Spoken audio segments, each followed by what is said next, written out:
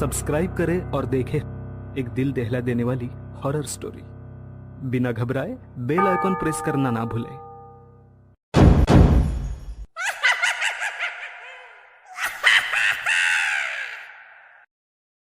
इस कहानी के लेखक है ज्ञान तिवारी। आधी रात का समय, तूफान जोरों पर था। एक गुफा के अंदरूनी हिस्से में हवन कुंड की जलती आग के सामने एक अघोरी तांत्रिक बैठा है। आग की रोशनी उसके चेहरे पर फैले डर को उजागर कर रही थी। माथे पे शिकन है, पसीने की धार पानी की तरह चेहरे से बह रही है। उसने नजरें नीचे करके अपने दाहिने हाथ को देखा। कलाई वाला हिस्सा फटा हुआ था और मांस अंदर ही जमा हुआ था। तांत्रिक अपने हाथ को आग के पास लाता है, जिससे मांस काला पड़ना शुरू हो जाता है।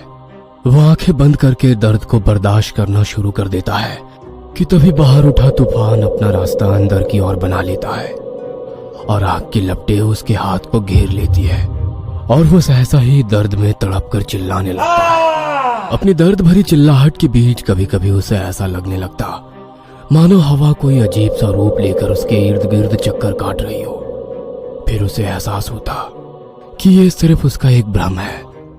अपने जला हुआ हाथ देख वह अघोरी तांत्रिक की बीती घटना को याद करता है। तांत्रिक एक घर के अंदर बीचों बीच खड़ा हुआ है। उसका एक हाथ भयानक साए की पकड़ में है। उसने उसके हाथ पर नुकीले पंजों से वार किया और उसकी कलाई फाड़ दी। खून फर्श पर फैल रहा है।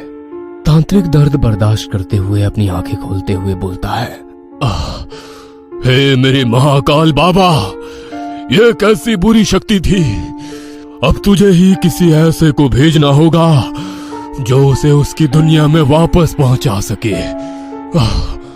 इतना कहकर वह अघोरी तांत्रिक अपने बाएं हाथ से पास में रखे फरसे को उठाता हुआ महाकाल को याद करता है और एक ही बार में बहुत ही तेजी से उससे अपना दाहिना हाथ काट देता है।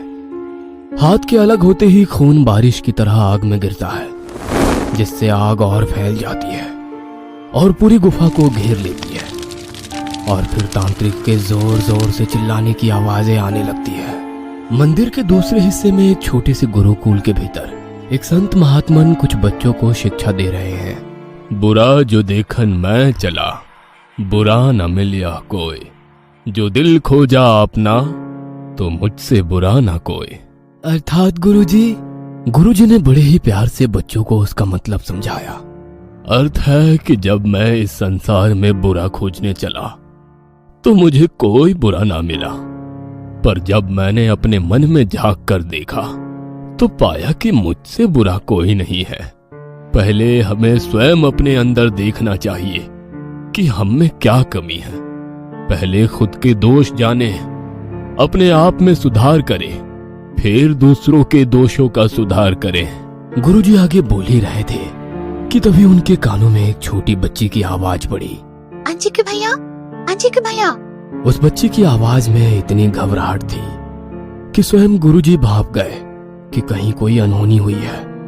पर किसी भी अनहोनी की आशंका न लगाते हुए उन्होंने हनुमान जी की प्रतिमा को देखा और मन में प्रार्थना की, हे ईश्वर, सब ठीक हो।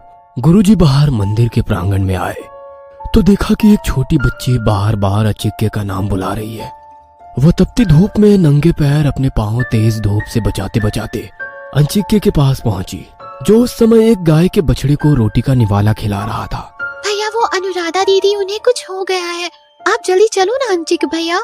अंचिक ये सब सुन थोड़ा घबरा गया और वो तुरंत उस छोटी बच्ची के साथ चल दिया।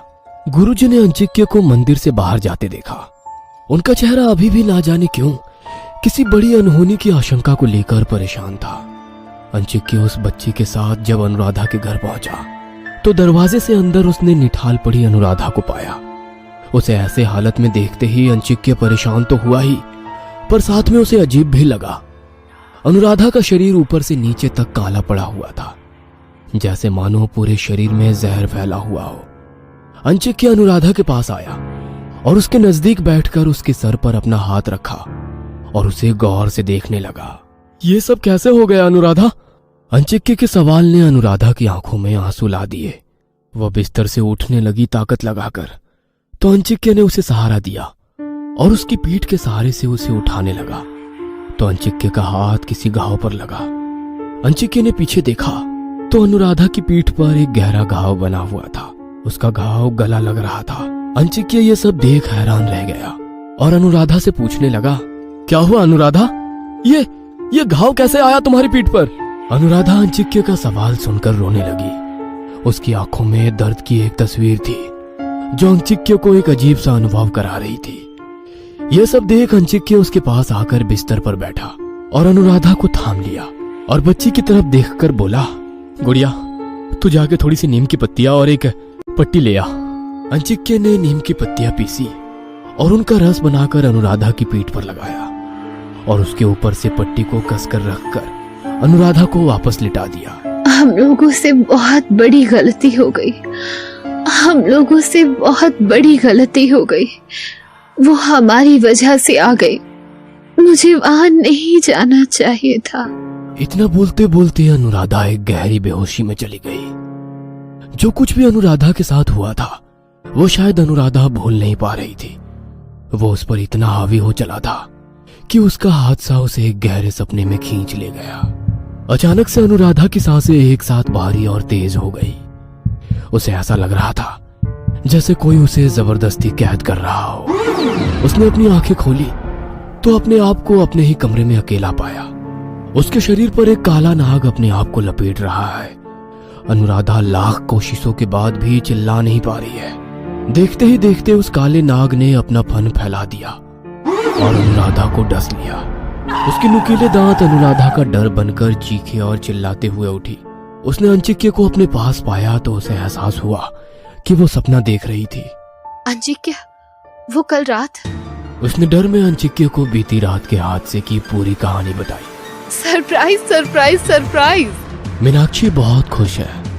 वहां बैठी बाकी दो लड़कियां भी मीनाक्षी की खुशी में शामिल हो जाती हैं, सिवाय अनुराधा के। उसकी नजरें मीनाक्षी के हाथ में उस बोर्ड गेम पर है जिस पर ओइजा बोर्ड लिखा हुआ है। ये क्या है मीनाक्षी? आत्मा को बुलाने वाला खेल। थोड़ी देर बाद कमरे में अंधेरा हो जाता है। कमरे के ठीक बीच में एक राउंड टेबल है जिसके आसपास 4 कुर्सियां लगी हुई है और चारों दोस्त एक एक करके उस बोर्ड को देख रही हैं। बोर्ड के चारों तरफ मोमबत्तियां जल रही है।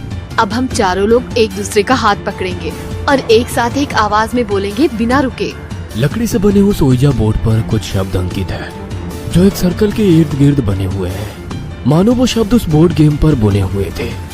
चारों लड़कियां एक साथ बोलना शुरू करती हैं। कोई अच्छी या बुरी आत्मा हो, यहाँ पर हमारे आसपास हो, हमें अपने होने का संकेत दे। उन्होंने काफी बार दोहराया पर कोई असर ना होने पर गेम को बंद कर दिया कि तभी एक दोस्त ने कहा, शिट यार, सारा मजा किरकिरा हो गया। थोड़ी देर बाद सब लोग अपने अपने घर जाने लगे तो मीनाक्षी ने अनुराधा को रोककर कहा, सुन ना अनु, आज रात मेरे साथ ही रुक जा। तू रहेगी तो थोड़ी हिम्मत बनी रहेगी। क्यों, अब क्या हुआ? कहीं सच में कोई ना आ जाए, इसीलिए तू मुझे रोक रही है ना? मीनाक्षी बहुत धीमे स्वर में हामी भरती है। नीचे कमरे में अभी भी सेंटर टेबल पर वो बोर्ड गेम रखा है। अचानक से कमरे में हल्की हवा का बहाव शुरू हो जाता है। ओजा बोर्ड के पास लगी मोमबत्तियां हवा के बहाव से बुझने लगती है और जैसे ही हवा का बहाव बंद होता है मोमबत्तियां वापस जल जाती है। फिर अचानक हवा के बहाव से वो बुझ जाती है और बंद होने पर जल जाती है। ऐसा काफी देर तक चलता रहा कि तभी कमरे के अंदर बह रहा हवा का बहाव एक भयानक साया का रूप ले लेता है और कमरे में चारों तरफ मंडराने लग जाता है। उसकी सनसनाहट काफी तेज थी। अनुराधा और मीनाक्षी कमरे में सो रहे थे कि तभी ऊपर का सीलिंग फैन जो काफी तेज स्पीड में चल रहा था वह टूटकर नीचे गिरता है तेज आवाज के साथ। जैसे वो गिरा उसकी आवाज के साथ मीनाक्षी की आंख खुल गई और इससे पहले कि हादसा होता मीनाक्षी ने अनुराधा को लात मार के नीचे गिरा दिया और खुद दूसरी तरफ गिर गई। पंखा टूटकर बेड पर गिरा। उसके ब्लेड्स अभी भी स्पीड में घूम रहे थे। अनुराधा और मीनाक्षी हैरत के साथ उठे और अपनी आंखों पर विश्वास ना कर पाए। ये क्या हुआ मीनाक्षी? मुझे नहीं पता अनु, वो तो मेरी आंख ठीक टाइम पर खुल गई, नहीं तो गए होते आज। दोनों अंदर ही अंदर खौफ से भर गए, बेबस एक दूसरे को ताके जा रहे थे। कि तभी उनके कानों में नीचे कमरे से किसी के चिल्लाने की आवाज आने लगी। कोई बहुत जोर से भाग भाग चिल्ला रहा था। वो दोनों तुरंत नीचे की तरफ भागे। अनुराधा और मीनाक्षी भागते हुए नीचे आए तो सीढ़ियों के पास ही रुक गए। नजारा देखकर तो उनकी सांसें ही हलक में अटक गई। नीचे हॉल में खूब सारे कौवे जमा हो गए थे और उनकी काव काव के बीच एक तांत्रिक न जाने कहां से आ गया था और डंडे से उन्हें भगाने में लगा था। भाग जा यहाँ से, मैंने कहा भाग जा यहाँ से। तांत्रिक अपने दोनों हाथ ऊपर उठाकर आवाज में जोर लगाकर चिल्लाने लगा तो कौवे भी जोर से काव काव करने लगे और उस पर झपटने लगे। अपनी चोट से उसके शरीर को खुरचने लगे, पर तांत्रिक उन्हें भगाने में लगा रहा। ऊपर से अनुराधा और मीनाक्षी ये सब देख रहे थे कि तभी मीनाक्षी तेज आवाज में चिल्लाई, कौन हो तुम और ये सब क्या तमाशा लगा रखा है तुमने? निकलो मेरे घर से अभी।